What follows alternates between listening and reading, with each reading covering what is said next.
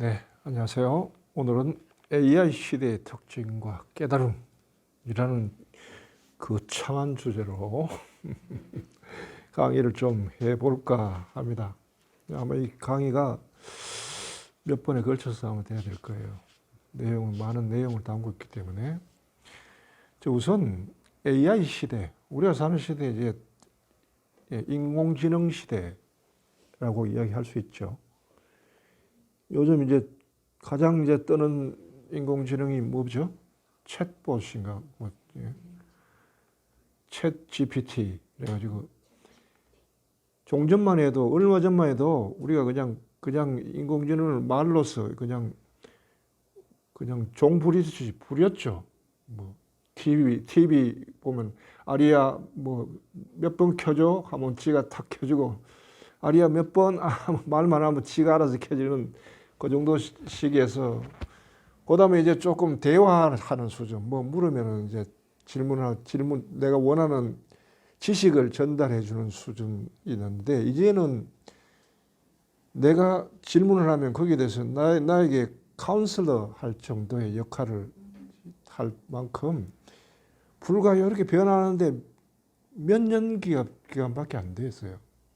매년 기술의 진보 계속 일어나고요. 새로운 진보가 일어나지 않으면 그것이 도태되기 때문에 그 경쟁이 굉장히 심해지죠. 특히 AI 같은 첨단 산업, 그다음 뭐 자동차 같은 전기 자동차, 뭐 이런 여하튼 첨단 산업이 있잖아요. 첨단 산업의 진보가 일취월장한단 말이에요.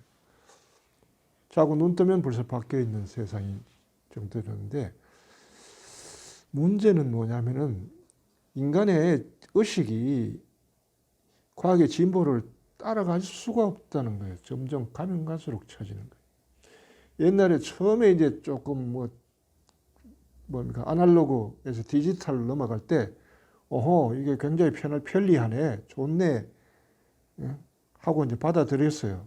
그때까지 해도 인간의 손 아래서 놀았단 말이에요.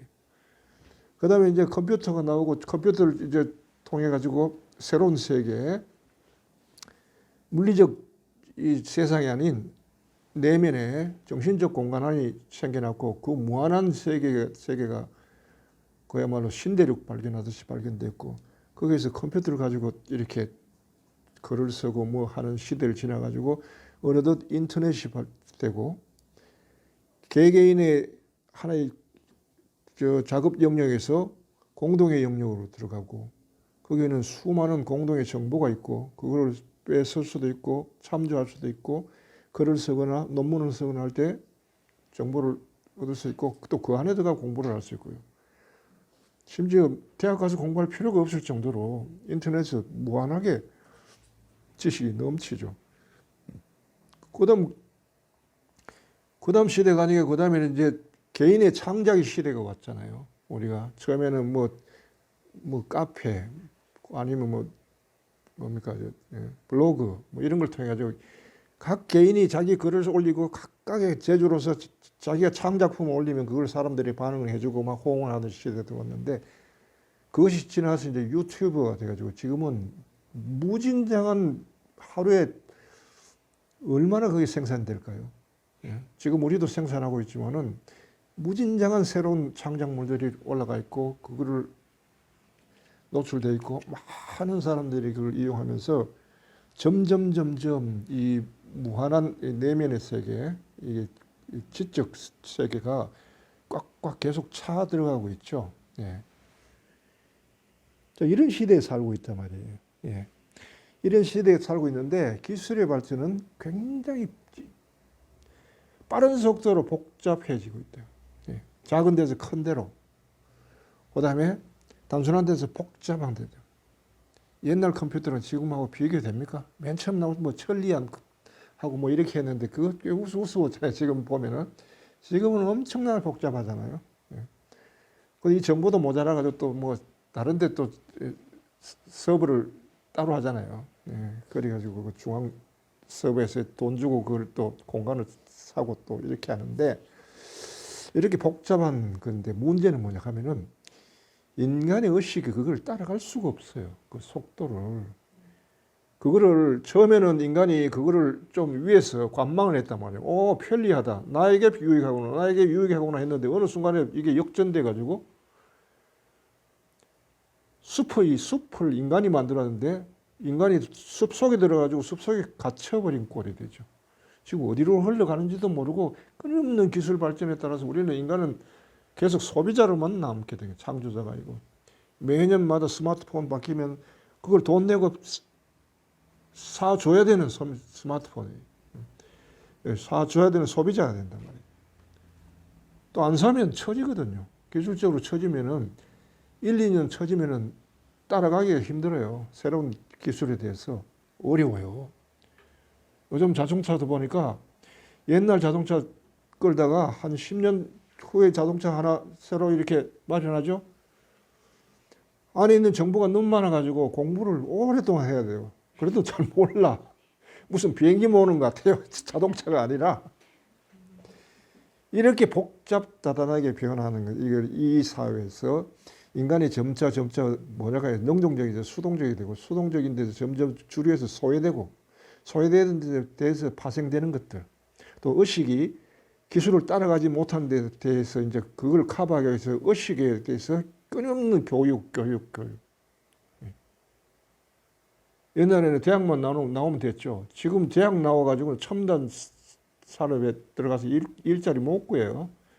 더 높은 기술을 원한다. 석사, 박사는 돼야 뭘 명하는 셈이고 너무나 복잡하기 때문에 그거를 공부해낼 재간이 없을 정도로 눈이 휙휙 돌아갈 정도. 그런 시대에 살고 있단 말이에요.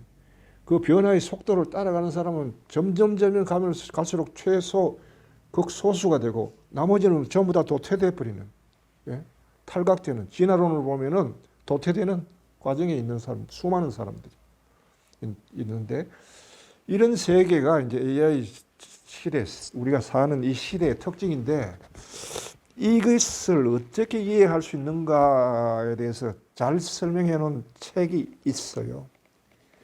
이 책이 1967년에 사실 발간되고 쓰인 책인데 오늘날에 벌써 4, 50년 지난 지금 시대에 오히려 더 정확하게 이해할 수 있는 그런 내용을 담고 있는데 바로 이게 테이야르 드 샤르댕이라는 프랑스 신부면서 철학자고 신학자고 고생물학자고 지질학자인 분이 그야말로 천재죠. 이분이 이 창조적 진화론이란 이분의 사상을 창조적 진화론이라고 합니다.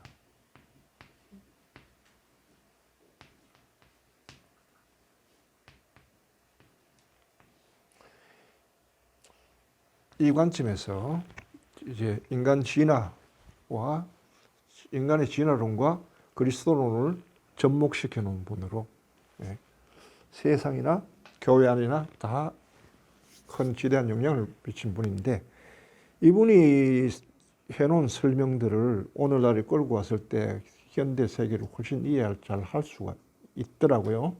그래서 오늘 이분에 대해서 조금 소개를 하고 이 관점에서 오늘 AI 시대에 관한 그 해석을 좀 해보고 그 진단을 한번 내려봅시다.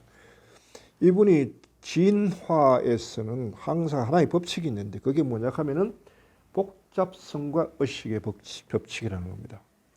인간의 진화는 물질적으로는 단순한 데서 작은 데서 큰 데로 간다는 거예요. 물질은 가령 보세요. 물질의 최소 단위가 뭐죠? 전자죠, 지금. 전자보다는 큰 게 원자죠. 원자가 가장 가죠. 원자죠. 그 다음 전자고, 그 다음 분자고, 그 다음 세포고. 작은 데서 큰 데로 간단 말이에요. 진화는 아주 작은 데서 좀 더 큰 데로, 더 큰 데로 이렇게 세포가 형성되면 세포에서 유기체가 나오죠. 인간 같은 나오죠. 그 다음에 인간보다 더 큰, 그 다음에 이제 뭐 우주라든지 지구, 우주라고 이렇게 미시에서 거시 쪽으로 가는 거예요. 이 공간적 흐름은 이렇고요. 시간적으로는 단순한 데서 복잡한 데로 간다. 단순한 데서 복잡해지. 유기체가 이럴 때는 단세포로서 충분했어요. 유기체가 이만하면 세포가 숫자가 달라지는 거예요. 세포가 세포 사이에서 유기체적으로 연결되는 조직화되는 거죠. 점점 복잡해진다는 거예요. 이렇게 인간쯤 되는 이게 유기체에서는 엄청나게 복잡하죠. 인간이 이루는 것이 뭘까요? 예. 신경계가 있고 소화계가 있고 순환계 있고 그 다음에 호흡계 있고 호르몬 그것도 얕은 한 서너 개의 어떤 그게 있고 또 서로 간에 유기체적으로 조합들을 이루고 하는 이런 복잡다단해지는 건데 무의적으로 진화가 복잡해질수록 동시에 내적으로는 의식이 그 진화를 감당할 수 있을 만큼 발전한다는 거예요. 의식이 점점 고차원적으로 됩니다. 자, 이렇게 해가지고 맨 처음에 진화론에서 맨 처음에 나오는 거죠. 생명의 출현이죠. 인간 생명을 이야기할 때는 이제 우리가 첫째 생명을 뭐예요? 450만 년 전에 오스피랄레 피데쿠스라는 첫째 인간이 나왔잖아요. 유인원이라고 얘기하죠. 예. 동물과 비슷한 인간이라는 거예요. 예. 거기에서 점점 이제 진화가 되잖아요. 진화가 돼서 한 50만 년 전에는 호모 일렉투스 서 있는 인간이 서게 될 경우에는 사람이 손을 마음대로 쓸 수 있잖아요. 손을 쓸 수 있고 이제 발이 아니라 손이란 말이에요. 손의 용도가 다른 거예요. 그전에는 손이면서 발이었죠. 그 다음에 서서 일종의 이제 다리에 이제 다리가 길어진다고 그래요. 서게 되는 활동하면요. 그다음 서서 일할 때는 멀리를 갈 수 있대요. 멀리를. 저는 네 발 할 때는 멀리 갈 수 있는데 서서는 하루 종일을 돌아다녀도 돌아다닐 수가 있다는 거죠. 다만 이제 뛰기까지는 다뤄진다는 거예요. 뛸 때는 이 폐 활량이 있기 때문에 뛰면은 금방 지치지만 걷는 것은 오래 간다고 그러대요. 그때 이제 호모 일렉트루스가 나왔잖아요. 예. 그러나 손을 쓰면서 뭐가 발달하냐면 뇌가 발달하죠. 급속도로 뇌가 발달하고 용량이 커지죠. 작은 데서 커지죠. 아까 진화처럼 원리처럼 작은 데서 커진단 말이에요. 그렇게 됐는데 그 다음에 이제 뭐 네안데르탈이 나오고 그 다음에 현생 인류가 나왔잖아요. 현생 인류와 이전의 인종 간의 차이점을 야르샤댕은 이거 리플렉티브 컨셔스니스가 사고의 발생으로 보고 있더라고요. 리플렉티브 컨셔스니스라고 하는 것은 이중의식이에요. 이중의식. 요거는 반성의식이라는 뜻인데 반성의식은 이중으로 된 의식이에요. 즉 내가 어떤 활동을 할 때 어떤 활동을 하는 나를 또 지켜보는 의식이 또 있다는 거죠. 내 의식의 활동을 지켜보는 의식이 또 있다는 거죠. 이중의식 구조를 가지고 있다. 이게 현생의 인류 호모사피엔스가 그 이전의 인간과 구분되는 특징이라고 합니다. 이때부터 인간의 이제 이중 구조가 자기가 자기를 한 것을 성찰하게 되니까 그때부터는 자기 반성이 일어나잖아요. 이전에 했던 것을 보고 다르게 할 수 있는 거예요. 요 전까지 인간들은 하나를 했다면 그거를 반복 학습을 통해 익히는 것뿐이에요. 그런데 또 다르게 이렇게 반성을 하면서 다른 것을 자꾸 창조해내는 능력이 생긴 거죠. 그래서 네안데르탈인하고 호모사피엔스의 차이가 뭐냐 하니까 호모사피엔스의 경우에는 유년기가 길었다고 그래요. 네안데르탈은 유년기가 짧았다. 이게 왜 우리가 보면 왜 옛날 사람들은 국민학교 나오고 중학교 나오면 배울 만큼 배웠다. 이제 일하러 가라 이러잖아요. 삶의 현장으로 내보내는 거죠. 삶의 현장에 가면 어디 가서 기술을 연마해가지고 기술이라는 것이 주어진 지식을 암기해가지고 계속 반복해가지고 익히는 것이었어요. 그걸로 좋겠단 말이에요. 그런데 지금의 학생들은 어떻게 해요? 중학교, 고등학교, 대학교도 모자라서 대학원, 박사학위까지 계속 길어지는 거예요. 교육의 기간이 길어진다는 거예요. 유년기가 길어진다는 거죠. 이렇게 되면은 창조적인 생각을 많이 해야 되겠죠. 기술 차원에서 과학 차원으로 넘어가서 창조적인 행위를 많이 해야 돼요. 그걸 가능하게 해준 게 뭐냐 하면 리플렉티브 컨셔스니스, 반성의식이라는 건데 이게 이중 구조로 된 의식이라는 거예요. 이걸 가지면서 현대 인간을 출현하면서 급속도로 이제 사고의 세계가 열린 거예요. 그러면서 의식이 정신으로 진화했다라고 이야기했어요. 정신의 세계가 이제 지평을 열어버렸으니까, 예. 그다음에 근데 진화는 외적인 물질적인 몸의 진화가 아니라 의식 차원으로 진화가 넘어가 버리고요. 그 차원에서 진화가 진행되는 거예요. 그래서 사고의 진화가 일어날 때 인간은 사고의 진화는 두 가지로 이제 사회화되는데요. 하나는 팽창기라고 해가지고 하나는 그 넓은 지평을 계속 점령해 가는 거예요. 이 시기에는 인간이 지식의 힘을 얻어서 세계적으로 여기저기 막 돌아다니면서 옛날에는 미지의 세계로 남아있던 것을 다 인간이 정복해가지고 이제 우주에, 지구에 어디에 뭐가 있는지 다 알고 있는 거예요. 정복해가지고 지식으로 채워놓은 거예요. 어디가 뭐 있다. 우리 뭐 내비게이션 딱 치면 어디에 뭐가 있는지 다 뜨잖아요. 옛날에는 그건 없었잖아요. 이처럼 팽창되면은 세계가 전부 다가 지식화됐단 말이에요. 그럼 어떻게 될까요? 세계가 넓어졌을까요? 알면 알수록 세계가 좁아지는 거죠. 너무 알아버리니까 우리는 옛날에는 서울서 저 미국 가려고 하면 아무나 못 가지만은 엄청나게 오래 걸렸잖아요. 지금은 비행기 타면 뭐 열 몇 시간이면 가잖아요. 좁아졌죠. 예. 이만큼 좁아지면서 복잡해졌죠. 좁아지면서 복잡해졌죠. 자, 그래서 팽창기가 지나면 그다음에 압축기로 지나가는데 지금의 우리는 굉장한 압축기 시대에 살고 있다는 것입니다. 예. 뭐에 압축기에 들었었냐 하면은 사회는 복잡해진단 말이죠. 예.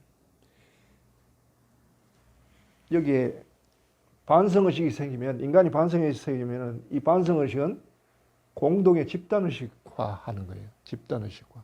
한 사람은 집단의식화 해가는 것이 사회화 과정인데, 집단의식화 하는 것은 사회가 일치를 지향하고 있다는 거예요. 일치를. 하나를. 자, 보세요. 옛날에는 맥도날드는 미국에만 있었어요. 지금은 한국에도 있죠. 유럽에도 있고, 러시아에도 있고, 심지어 아프리카에도 있어요. 어디 가든지 맥도날드 가면은 똑같아요. 질이 똑같아. 네. 이런, 뭔가 이게 생활 자체가 서로 다양성이 없어지고 하나의 일치점으로 지금 지향하고 있잖아요. 맞아요. 옛날에 이제 유학생 생활할 때 외국 가면 음식도 안 맞고 뭐 이러잖아요. 그럴 때 가끔씩 이제 조금 옛날의 음식들을, 익숙한 음식들을 필요로 하거든요. 한국 음식을 해 먹거나 뭐 사서 해 먹거나.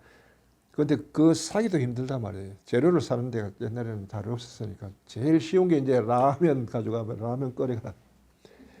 그 하나가 의미하는 바는 그걸 먹으면서 익숙한 과거의 한국의 내 생활을 회상시키는 거예요. 그때 이제 가장 쉽게 편하게 이제 외식하러 가는 데가 맥도날드였어요. 예, 여기의 맥도날드나 파리의 맥도날드랑 같으니까. 거기 매장 가면 편하단 말이에요. 그 콜라고 그 햄버거니까. 예. 내 동기 중에 한 사람은 저 아프리카 쪽에 이제 실습을 갔는데, 그 당시만 해도 아프리카까지 가는데 배로 해서 이렇게 가니까 한 6개월 걸렸어요. 나 여기서 라면을 붙였는데 6개월 후에 라면이 그거 도착한 거야. 그렇게 유효기간이 오래 지나서 그 기간 동안 라면이 기름이 쩔어가지고 그럼에도 불구하고 그 라면을 끓여 먹으면서 향수를 달랬다는 거 아닙니까? 옛날에. 그만큼 옛날에는 멀었지만 지금은 아주 가까워졌고 일치를 지향하고 있다는 걸 알 수 있죠. 이 정신문화가 발달하면서 인간이 집단의식으로 하고 집단의식으로 하면서 일치를 지향하고 있는 게 이게 사회화란 말이에요. 네. 진화의 과정은 그렇게 흘러간다는 거예요. 그럼 지금의 시대는 어떠냐 하면은 복잡하고 더 과학 문명으로 발해서 이제 AI 시대에 오면서 더 복잡해졌죠. 자, 의식은 이걸 따라잡아야 돼요. 의식을 따라잡게 하는 게 뭐냐 하면 그게 교육이에요. 교육을 통해서 의식 수준을 높여놔야 돼요. 그런데 그러면 교육을 어떻게 해야 돼요? 이전에 12년 가지고 안 된단 말이에요. 옛날에는 중학교 배우는 과정을 지금은 초등학교까지 내려놨어요. 고등학교 배우는 걸 중학교까지 내려놨어. 그래도 안 된다. 대학 들어가도 캄캄하다. 현대 첨단의 기술들을 사회를 변화시키는 그 첨단의 기술들을 익히기에는 아직 멀었다는 거예요. 그러니까 교육의 기간이 계속 늘어나요. 애들이 언제까지 교육해야 하는지 모르죠. 요즘 뭐 평생교육이란 말도 등장한 지 오래됐잖아요. 우리도 뭔가를 좀 배우려고 하면 평생 뭘 알아야 돼요. 뭘 계속 배워야 돼요. 뭘 낯선 것이 너무 많은 시대에 살고 있다는 우리가. 그러면 교육 때문에 받는 스트레스가 엄청나고 교육에 쏟아붓는 재원 그게 엄청나게 많죠. 아버지 본 거 보면 그 반 이상은 애들 교육에 다 들어가잖아요. 그러고도 애들이 따라가나요? 그 많은 경쟁에서 너무나 어려우니까 포기하는 학생들이 너무 발생하죠. 특히 뭐 수학 포기자 뭐 이런 말 많이 들었잖아요. 지금 너무 어렵다는 거예요. 그걸 알아듣고 이해하고 따라갈 수 있는 지적 능력을 가진 애들이 소수라는 거예요. 그럼 다수는 뭐예요?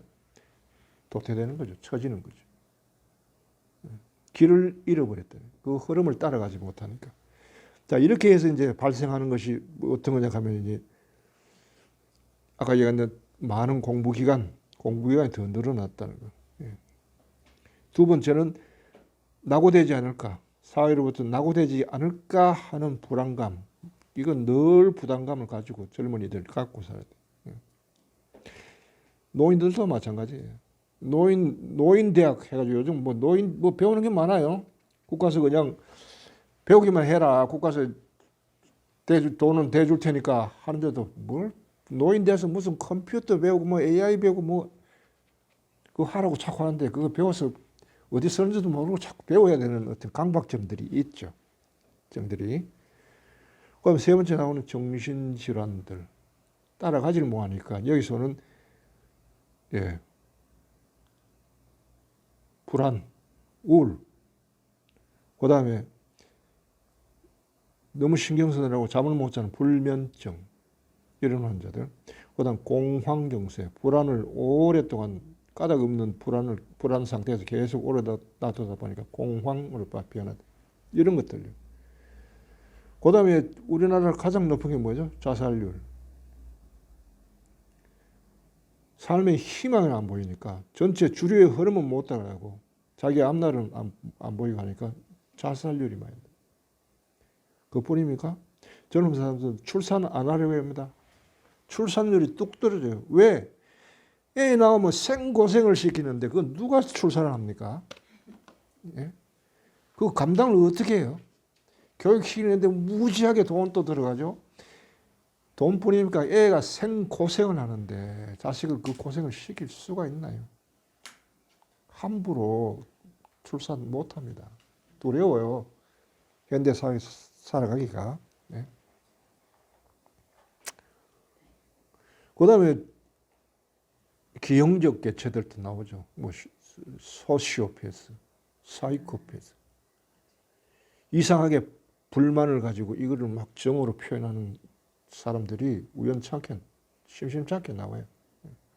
많아요. 까닭 모를 살인도 하고 이런 게 많이 나오죠. 게다가 이게 사회가 이로 인해 가지고 집단의식화하고 집단의식이 하나로 방향을 잡기 때문에 여기서 나오는 굉장히 위험한 게 있죠. 전체주의적인 사고. 이거로 인해 가지고 수백만 명, 수천만 명의 사람이 죽었잖아요. 바로 이데올로기. 정신이 인간의 삶을 지배하려고 달려드는 거예요. 현상들. 삶은 이제 물과 같아가지고 어떤 이데올로기로도 그거에 물을 정리할 수가 없어요. 담기지가 않는다고. 찍어낼 수가 없다고. 이데올로기로 물을 찍어낼 수가 없어요. 삶은 물과 같아요. 그럼에도 불구하고 그 이데올로기에 도취돼 가지고 전 사회를 하나 획일화된 일치점을 찾기 위해서 집단의식화하는 게 있죠. 그게 이데올로기입니다. 캄보디아 같은 데 보세요. 킬링 필드 아시죠? 옛날에 나치즘 그렇죠? 그 위에 나온 공산주의 그로 인해 가지고 뭐 중공에서도 수천만 명이 죽었고 뭐 소련은 말할 것도 없고 북한은 말할 것도 없고 이런 어설픈 집단주의, 어설픈 일치지향적인 이데올로기들이 이로 인해 가지고 수많은 피해가 발생하고 그로 인해 가지고 이것이 인간으로 하여금 오히려 더 절망스럽게 만드는 뿐만 아니라 점점 가면 갈수록 세계가 좁아지면서 뭐가 생겼죠? 뭐라고 그랬죠? 세계가 팽창되면서 인간이 온갖 곳에 안 가본 데 없이 가본 결과 세계가 오히려 이 지성적으로는 좁아져 있는 거예요. 과학이 발달하고 첨단 산업이 발달하면 거기에 일자리가 많이 생길 것 같죠? 아니에요. 안 생깁니다. 왜냐하면 첨단 산업이 발달하면 발달할수록 세계가 좁아지기 때문에 오히려 일자리가 없어지는 거예요. 그걸 인해 가지고 인간이 할 일을 많이 상실하고 잃어버린 거죠. 이런 것들이 이제 소위 말해서 인간이 정신화나 정신계에서 일어나는 일들이에요. 이런 것들에 전에는 남의 나라 이야기 같았단 말이에요. 그런데 이것이 가장 현실적으로 실감나게 피부에 와닿는 곳이 어디냐 하면 대한민국이에요. 가장 빠르게 최첨단의 기술이 여기에 도입되면서 진화하고 그것이 국가적으로나 사회적으로 받아들여져 가지고 변화가 획 바뀌잖아요. 외국 같은 데는 가령 유럽 같은데 파리나 이런 곳에서는 외국에 나가지고 한 5년, 10년 살고 돌아와도 예전 파리 그대로예요. 그래서 금방 적응에 들어가요. 한국은 안 그래요. 몇 년 살고 나면 옛날에는 5년만 살고 나가서 돌아오면은 한국의 사회에 적응 못 한다고 그랬죠. 지금은 그거보다 더 빨라졌을 거야. 2년, 3년? 오히려 어쩌면 1년인지도 몰라요. 너무나 많은 것이 근본적으로 다 바뀌어버리니까 갑자기 이 삶이 뚝 끊겨버리는 그런 게 있어요. 나에게도 90년대 유학 시절에 그 삶이 뚝 끊겨버렸는데 그 시대에 한국의 저 문화, 문명, 역사 이게 끊어져 버리는데 이것이 비어 있어요. 그게. 만회할 수가 없어요. 그게. 너무나 빨리 변화하는 그 속에 살고 있기 때문에 이런 결과가 이제 인간이 경험하게 돼요. 자, 이렇게 되니까 이제 데이아르 샤르덴은 뭐라고 그랬냐 하면 오늘날의 인간은 압박받는 인간이라고 정의해서 압박받는 인간. 네. 인간 스스로 진보하지 않으면 살아남을 수 없다는 그 압박감에 시달리는 인간이라고 했단 말이에요. 네.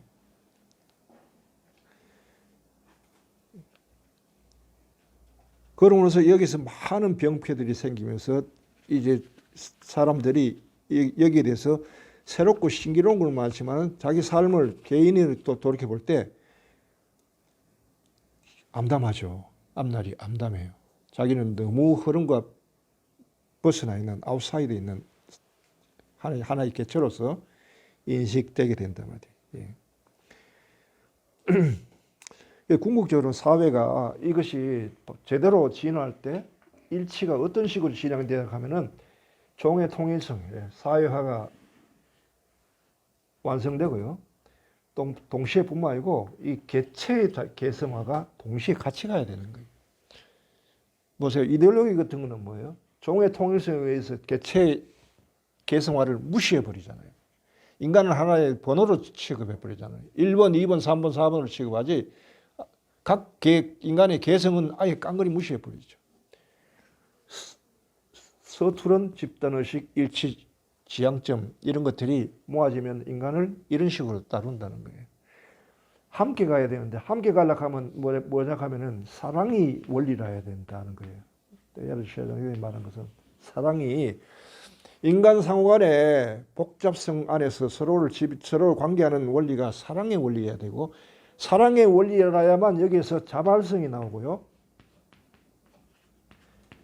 이 자발성이 있어야만 복잡화된 사회에서의 의식을 고양시키는 저 지루하고 인내를 필요로 하는 저 과정, 진화의 과정을 견뎌내는 힘이 나온다. 여기에서 인내의 힘이 나온다는 거죠.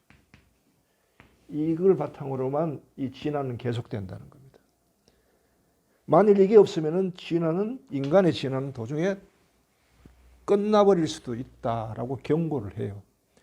그러나 제대로 갈 경우에 인간이 이렇게 갈 경우에는 문제점이 많이 쌓이죠. 문제점이 많이 쌓이면서 동시에 인간은 갈망하는 일이 되겠죠. 바로 이런 걸 갈망하잖아요. 이런 걸 갈망하면서 인내하면서 뭘 기다린다. 뭘 기다려요? 오메가 포인트. 오메가 포인트를 기다리고 있어요. 이 향해 나가는데 오메가 포인트는 뭐냐 하면은 인간의 의식이 이 리플렉티브 컨셔스니스보다 한 차원 더 높은 의식, 그거를 울트라 컨셔스니스라고 부르기도 하고요. 울트라. 예.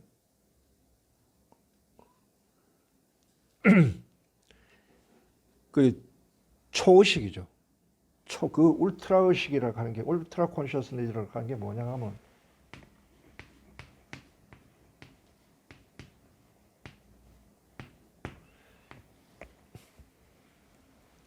이게 정신계 그 이상의 정신계를 탈출한 거기에서 정신계에 일어나는 것을 모두 관망하고 관조할 수 있는 의식이죠. 이게 뭐예요? 깨달음이.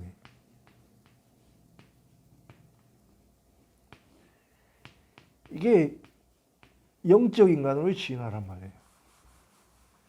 인간은 정신적 영역의 인간이 영적 인간으로의 진화.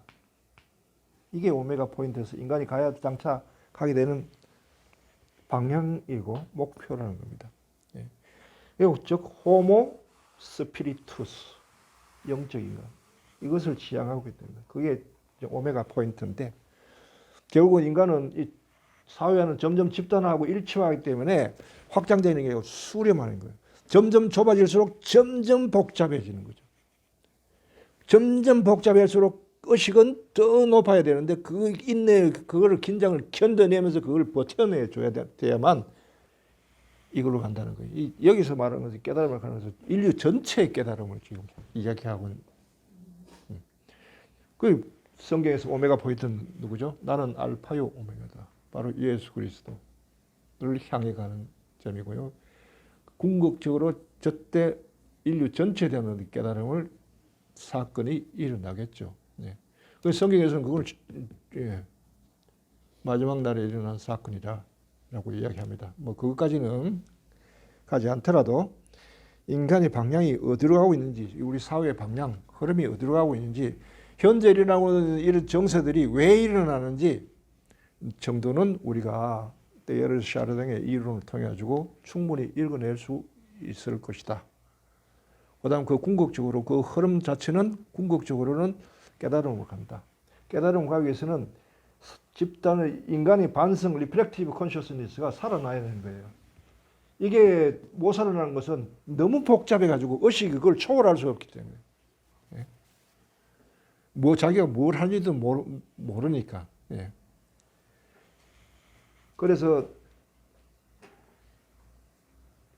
자연스러운 거로 사랑을 바탕으로 한, 그 다음에